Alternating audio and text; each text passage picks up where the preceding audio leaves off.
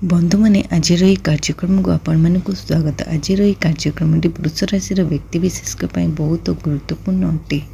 कारण यही पवित्र कार्तिक पूर्णिमा ठारू आपण जीवन में एक बड़ परिवर्तन होगा जाऊँगी। कारण ग्रह नक्षत्र मान चलन में एक बड़ परिवर्तन होगा जाऊँगी। सबुठारु बड़ कथा हूँ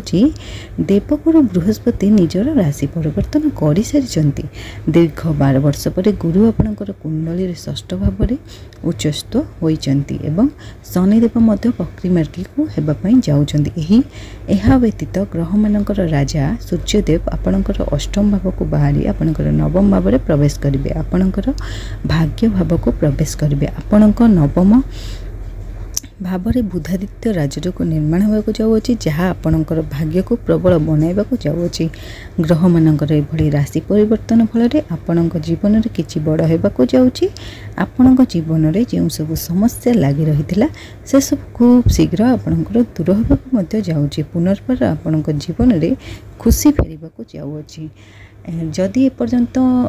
वीडियो को आरंभ करने पूर्व जदि एपर्यंत मो चैनल को सब्सक्राइब करना ताले मो चैनल को सब्सक्राइब करी वीडियो को गोटे लाइक करी कमेंट बॉक्स रे भक्ति और श्रद्धार सहित जय मां लक्ष्मी जय जगन्नाथ अवश्य लिखिए। एपि चलतु वीडियो को आरंभ करना। देखो आपणकर राशि स्वामी हेले शुक्र। शुक्र आपणकर षष्ठ स्थान अवस्थान करछंती सूर्य सांगरे केतु चतुर्थ बृहस्पति तृतीय उच्चर अच्छा बुध मंगल सप्तम अच्छा राहु दशम अच्छा शनि एकादश स्तम अच्छा 7.5 नहीं यह आपणकर राशि चले ना सेटा बहुत भल अच्छी। एवं आसतु जाणवा आपंकर स्वास्थ्य विषय देखु। स्वास्थ्य ग्रह हूँ प्रथम ग्रह स्वामी हेले शुक्र षष्ठ अच्छा निज गृह में विराजमान अच्छा विपरीत राजयोग बनाऊँच जितेबले षष्ठ अष्टम द्वादश ये बसती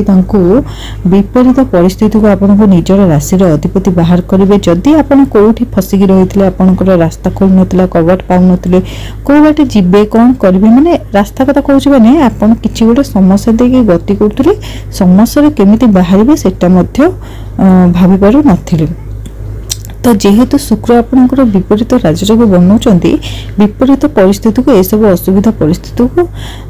आपण को मुकुलैबार रास्ता से खोलिबे तेज बहुत भल अच्छी। देखा गले बुध आपणकर केन्द्र अवस्थान कर शनि लाभ स्थान अच्छा तेणु स्वास्थ्य को लेकिन आलोचना कले स्वास्थ्य नहीं किसी समस्या देखा जाऊ ना। हाँ जितेबाला सूर्य एवं मंगल एका सांगरे देखिए जार माइग्रेन माने माइग्रेन थिला कि इन्फेक्शन थिला पेट समस्या थिला टिके सेथिप्रति टिके ध्यान देवे ना किछि नहीं। 15 नवेम्बर पर आपनकर बहुत भल आसीबो। जदि आम शिक्षा विषय विद्यार्थी मान विषय जदि आम आलोचना करवा तेबे शिक्षा क्षेत्र गृह है पंचम गृह स्वामी बुध केन्द्र रे अछंती मंगल सांगरे कौन सी एडमिशन एग्जाम जदि 25 नवेम्बर पूर्व करेंगे तार भल अच्छी। 25 नवेम्बर पर बुध जब बकरी हो जिबे 12 वर्ष माने 12 घर को देखिए तापर दूर पाठ पढ़ा को चाहती हॉस्टेल रे रहिबा को जदि चाहती स्टडी को लेकिन ट्रैवलिंग करि परंती कौन सी एग्जाम दे परंती कि पूरा पेपर माने आपण किछ करू जन पेपर करि परिबे जति किछ दबा चाहते दे परिबे किंतु आपण पाठ पढ़ा को लेकिन सेते भी समस्या देखा जाउनी। पाठ पढ़ा बहुत भल अच्छी तेणु आपड़ जदि किसी एग्जाम कि आपड़ किसी गवर्नमेंट सर्विस माने करिया को चाहूँ परीक्षा देवा चाहूँ तेज 25 नवेम्बर पर करेंगे ताहले सबकि भल ही भल हो। एबे आसतु जानिनबा आपणकर लव रिलेशन विषय बा आपणकर प्रेम जीवन विषय। देखंतु प्रेम जीवन गृह हूँ से पंचम गृह होता है। तो पंचम गृह अधिपति रहे बुध केन्द्र में अच्छा प्रथम घर स्वामी षष्ठ अच्छा 23 नवेम्बर को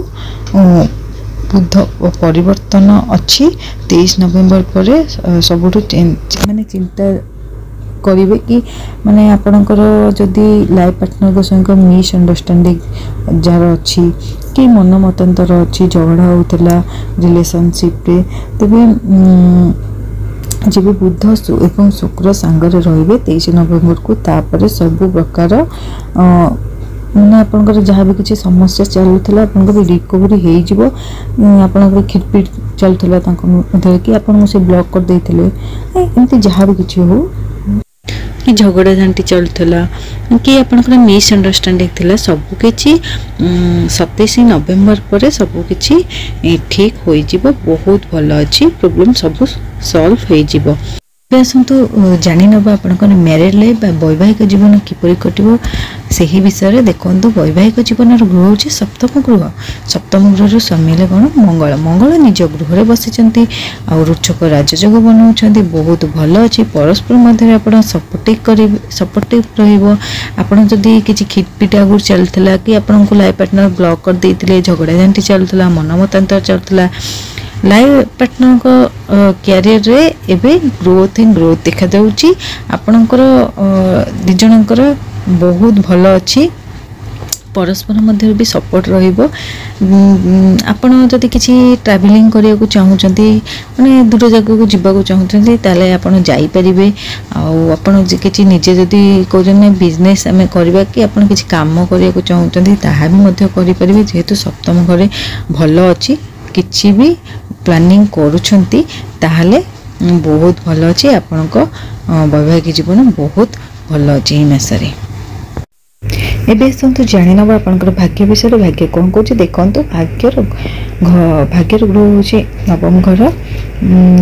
रो स्वामी शनि एकादश जगह अछंती आपनकर भाग्य भल अछि नवम घर एवं दशम घर होछि भाग्य प्रथम रे बनुछि